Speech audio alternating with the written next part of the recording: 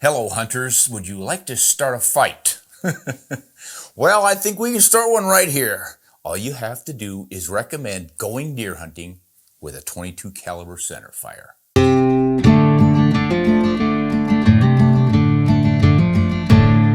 Well, 22 centerfires for deer hunting, that has been a contentious issue for a long time. But before we dive into it and stir the pot, I again want to thank our patrons on Patreon. I know this gets old for you folks to hear it, but I was just thinking the other day, they really make a difference. And it's just not the contributions to help us produce these, but it's the moral support. It just really is pleasing to know that folks out there appreciate these videos and are willing to support us. So thank you, Patreons. We sincerely mean that. If anyone else is interested in joining the Ron Spomer outdoor community on Patreon, just go to patreon.com and Ron Spomer Outdoors. We'd love to have you. Now, the 22s for big game hunting. This really sounds crazy. And a lot of folks will say it's just irresponsible to even consider using that small of a bullet. And yet there are hunters who have done so for decades, and they say it's better than a bigger caliber. So what's the truth? I don't know if it will ever arrive at that, but I do want to investigate the potential. And I wrote a blog on this and really went into some detail because I found some old hunters going way back into the 40s and 50s who were swearing by the 220 Swift as the ultimate one-shot killer of large big game animals. And one of the most telling was a gentleman by the name of Womack, who was a ranger, a park ranger in the Grand Canyon National Park. And before he became a ranger there, I think, he was hired to do some culling of feral burros. And he said they were up to 600 pounds. And he and his partners in this operation were using 30-40 Krags and 8mm Mausers and 30-06 and big bullets and his 220 Swift. And he said the 220 Swift gave him the most one-shot kills of anything. And then P.O. Ackley had a line in his book that he said if he had to get down to one gun for big game hunting, it's probably going to be the 220 Swift. Did I read that wrong? But then on the other side of the argument, again, comes Robert Rourke, and he was so successful in running down the 220 Swift because he was such an experienced writer. You know, he just had a beautiful way with words. When his book came out, Use Enough Gun, I mean, that sounds pretty macho. And he had terrible results with the 220 Swift, mostly because he was an inexperienced big game hunter. He had never used the Model 70 220 Swift rifle that he took to Africa until he got there. I don't think he'd even fired it. They zeroed it in camp, and then he went out and he wounded a couple of animals. He took a north to south shot on a running warthog, and imagine the bullet exploded on his ham. Well, duh, a 48 grain varmint bullet. So it wasn't quite a fair assessment by Rourke, but it stuck because Africa, macho hunter, you know, you got to use enough gun. I mean, that has a lot of selling power. But then we have these more experienced cullers, and we're talking about fairly modern ones in Australia, as well as some in Africa. They're hired to do an efficient job of taking out animals, and when they find that some of the 22 centerfires do the job for them, I think a man has to sit up and take notice. So I do, and I did. And over the years, I've experimented a bit with some 22s. And that, again, is detailed in my blog. So go to Ron Spomer Outdoors to read that. But here I just want to point out what we're up against when you start saying 22 centerfires, because that covers a lot of territory, as you can see right here. At the low end, we have the old 22 Hornet. That's not going very fast, about 2,800 feet per second with a 40 grain bullet. But a lot of people have shot deer with that over the years. I don't know that it's legal in a lot of places, but there it is. Then there's the 221 Fireball. I haven't used that on deer, but I shot some, say, 80-pound feral hogs with it and did just really well with broadside chest shots. Then we have the 222 Remington. I saw that in the deer woods when I was a kid. Some people were using it. And then, of course, the famous 223 Remington. And this is the one that probably more people use than any other. And it's usually new shooters, young shooters, small framed, or anyone with some sort of a debilitating shoulder injury or something like that, where they just can't handle recoil. But then there are others who just like the efficiency of it.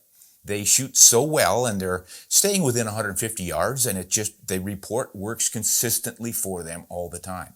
We'll get into a little more detail on that. Then I think we got one of the new ones here, which is designed for extreme range shooting. This is Federal's 224 Valkyrie. And that's designed to shoot really long bullets. Of course, that's the rage now with everything, is having these long, high BC bullets. And this one will go up to 90 grains. Then Nosler countered with the 22 Nosler, which you can see has a little more powder capacity. And that one's going to shoot pretty long and far with those high bullets, high BC bullets. Then there's the 224 Weatherby Magnum, a belted little Magnum. That is pretty cute. He had to make that one special. He didn't neck down anything to make that belted Magnum. He did that one from scratch. Unfortunately, it was quickly superseded by the 22-250 Remington and the 220 Swift. And of course, the 220 Swift is really surprising because that thing came out around 1935. So it was actually out before the Weatherby or the 22-250. And it's still hanging in there, but it's never been as popular as the 22-250, even though it's about on average 100 feet per second faster with the same bullets. And then in the early 2000s, Winchester came out with one, this short, stumpy, fat little guy, the 223 Wssm, Winchester Super Short Magnum. And by golly, they're right, that is super short. It really is a screamer. It can probably put about 100 feet per second on top of anything the 220 Swift does, but it's already obsolete. They don't chamber for it. Of course, you could have it custom chambered, and some do. And with chrome-lined barrels, you get pretty decent barrel life out of it. But if you're looking for the ultimate in a big game hunting 22, that might be one to consider. Another one I don't have here is it's still a Wildcat. It's the 6mm Remington neck down to 22, and it might have the shoulder pushed out a little bit too. It's called the Texas Trophy Hunter, 224 Texas Trophy Hunter. I haven't worked with that one yet. It's appealing, and I've thought about it, but haven't gotten around to it. But that one is really popular for deer hunting, at least in Texas. So what are we looking at for velocities? Well, you're down there at that 2,800 feet per second range with little light 40 grain bullets. And then you get up into the really speedy ones, and you can get as fast as 4,200 feet per second with a light bullet. And for some folks, that's lights out. You know, hydrostatic shock, the idea that you're hitting an animal with a bullet going that fast, they usually think that's lights out. And it can be, but it can also be bad flesh wound.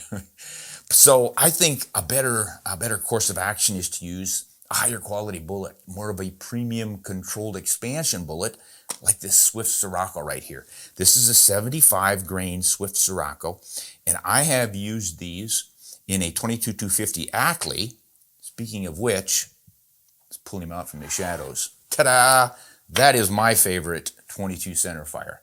Generally using it for coyotes and bobcats for rifle, but it shoots pretty fast, and with a 75 grain bullet, it produces some surprising ballistics. And I have used it on deer a few times. I've used the standard 22-250, which is about 100 to 150 feet per second slower. I've used that on pronghorn a couple of times and had good luck with it. And I had a friend back in the days when I worked for fish and game agencies who swore by that, sort of the way Womack did for hunting his burros. This guy said for pronghorn and deer out in the western South Dakota plains, he just couldn't find anything that beat the one-shot punch of a 22-250. So once again, there's contention on both sides of the issue. But what I like about this Ackley Improved is to put it in a fast twist barrel and use those longer bullets. I think that's what's been holding back the Swift and the 22-250. They just generally are put into a 1 in 12 inch twist barrel, sometimes even a 1 in 14. That's going to stabilize your 55 grain bullets, maybe the 60 grains, but when you start stretching things out, putting a long boat tail on it, like these Burger right here. I think this is a 75 grain Burger, is it? No, that's an 80.5 grain, and that is a long, sleek bullet with a boat tail. I mean, just look at that thing. Looks like it goes fast just standing still, doesn't it? But it might not be the greatest game bullet. Again, it's this argument about, do you want your bullet to get inside and make a cavity right over the heart? Man, that can kill remarkably quickly. And I think that's probably what Womack and my friend from South Dakota and others have experienced with this one-shot kill business. And whether or not it's hydrostatic shock, which to me should really be hydrodynamic shock, but that pressure wave getting into the blood system when the heart is beating and you happen to hit the animal near the heart just at the right time, that can send a pulse of pressure throughout the system and eventually erupt in the brain. It's like having a stroke. But then there's also considerable theory that it's just an overall shock to the system if somehow that bullet needs or lands close to a central nerve control center other than the brain. I don't quite understand what that is, but guys will talk about that, and I've seen the effect on chest shot animals. Sometimes you just hit them in what looks like a classic chest shot where they usually run for 5 or 6 seconds. Instead, they just go collapse. And we'll discuss that in another video, just really get into that hydrostatic shock idea and whether it's legit and can be depended on. But something seems to be going on with these high-velocity bullets. But I think the big challenge right now is to find really long high BC bullets in .224 that are going to fit these bigger powered ones like the Swift and the 22-250s, but stay together, controlled expansion. And with those, I go to something like the Barnes bullets. And even this itty-bitty little guy down here, 50, 55 grain, or is it a 52? 53 grain TSX bullet. But, of course, being an all-copper bullet, it's not coming apart.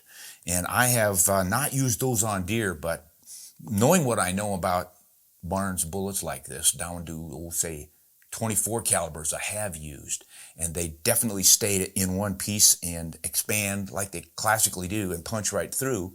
And I've taken whitetails with those and had great results. So I don't see why they wouldn't work in some of these faster 22s. But I do know that the controlled expansion ones like this Swift Sirocco really do work. So shop around, look for some bullets. I've got a bunch of them on that website too, listed, and I would consider those. And then go for the fast ones. Now, getting back to that 223, which a lot of people report they love for dropping deer.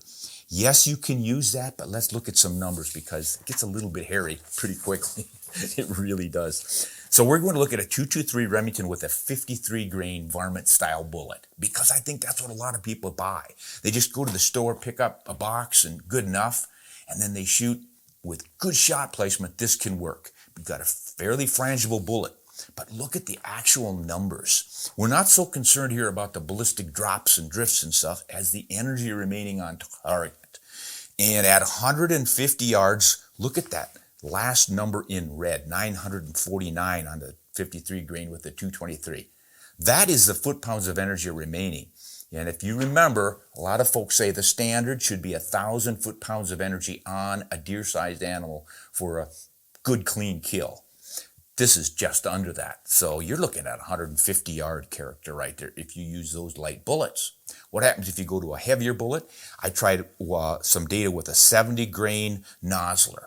And that one is holding on to 1,263 foot-pounds at 150 yards and just slides under the 1,000-foot barrier at 200 yards. So now you've got your 223 Remington reaching out to 200 yards. Not bad, and I think this is where a lot of folks use it. They're in a stand, watching an opening in the woods or feed field generally. In Texas, they're probably over a pile of corn. But if they're staying inside of 150 yards and really picking their shots, I think that's why they are so high on that 223 Remington. So it seems to have worked a lot for that, and it might work for you. But if you really want to get out for a general deer hunt in which you may be glassing up the bucks at 200, 250 yards, maybe even 300 yards, can any of these 22s keep up? Well, I ran my numbers with the 220 Swift. Now, the 250 Ackley Improved that I've got here is just right on the heels of this 220 Swift, if not exactly the same. I mean, it could just reach out there almost with the same velocities. So what do we end up with? 1,469 foot-pounds of energy at 150 yards, 1,358 at 200. It still has over 1,000 at 300 yards. 400 yards, it's just under. So you could, with the right bullet, right load in that 220 Swift, and probably the 250 Ackley improved, you could probably have a legitimate 300, 350 yard deer hunting gun with a, I don't know. I have never tried one that far. I think the longest I ever shot one was probably 250 yards with that Ackley and that 75 grain Swift Sirocco. And I detail that in the blog too, because it was a good sized 4x4 buck that I rolled over twice. I took a neck shot because that's all I had to shoot at. And he flopped right over, and while I was patting myself on the back, he decided to get up and leave. But he made the mistake of coming closer. He was running at an angle like this, getting closer, and when he got into about 150 yards, I stood up so I could swing, and I swung through him and risked the shot because he was already wounded, and hit him just right, got him in the shoulder, and broke it and nipped the spine or got close enough to it to put him down instantly. But the amazing thing was that tiny little 75 grain bullet went through the back hip, literally hitting hip bone and shattering it, and kept going. Oh, I take it back. It wasn't the Sirocco. I was using a 60 grain Nosler partition bullet on that one. So that one didn't have quite as much energy as this, but still it goes to show what a well-constructed controlled expansion bullet can do. And that was the biggest deer I ever took with it. Now, some people will even hunt elk with these. Does that sound crazy? And now, this is definitely going to raise the ire of a lot of folks out there. And I certainly don't recommend it, but of course it can work. I mean, we all know that the 22 long rifle has been used to take everything. Doesn't mean it's good. It's even just not recommended, but it can be done. And I think what happens with people who are shooting elk with 22 250s and even moose, I mean, the 223 up in Alaska gets a lot of moose every year, because people are taking their time, picking their shots, and putting that bullet right where it belongs. And if you get one of those little bullets inside, just behind the shoulder, and go above the heart, and especially if that bullet explodes the way the frangible ones do, you've got a little grenade-like pocket of explosion and tissue destruction like so. And if that's right over the heart and tears the aorta and into the lungs, I mean, that animal doesn't have a chance. And I think that's what's going on. But think of it, if you're not a resident living in a cabin and waiting for the right moose or elk to come right by so you can get that perfect shot, and instead you've dropped a whole bunch of time and money going out west for a big game hunt, I don't think you want to risk it to a 22 caliber on an elk or a moose. Now, you might not get the perfect shot. You might not be close enough, so I wouldn't jump on that one right off the bat. There are better options, but I do think these 22s can be viable with the right shot placement on deer, pronghorn, yeah, any size animal like that, sheep and goats. But again, you're not going to risk a sheep or a goat hunt to a little cartridge like that for the expense that you put in for those. But definitely for whitetail, mule deer, especially some of the smaller ones. So if you have issues with big recoil and you just like shooting a mild shooting, fast little cartridge like this, that'll help you make a precise shot and really aim closely. No flinching problems. I don't think you really have to worry about using a 22. Now, just make sure it's legal in the state where you're hunting, because some states it's not. You know, what's surprising is the number of states that do allow it, and not just out west. Maine, Georgia, California. Of course, I hear in Idaho, Montana, South Dakota, North Dakota, but not Wyoming.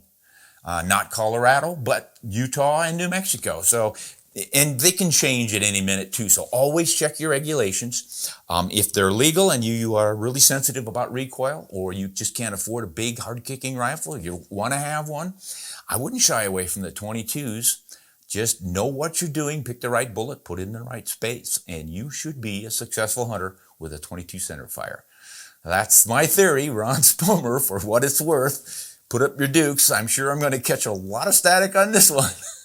But that's what I'm here for, by golly. I'll just let it wash off my back like water off a duck. Hey, this is Ron Spomer. Thanks for watching. Subscribe to the channel if you can. And again, if you can join our Patreon community, man, we really appreciate that support. Hunt honest and shoot straight.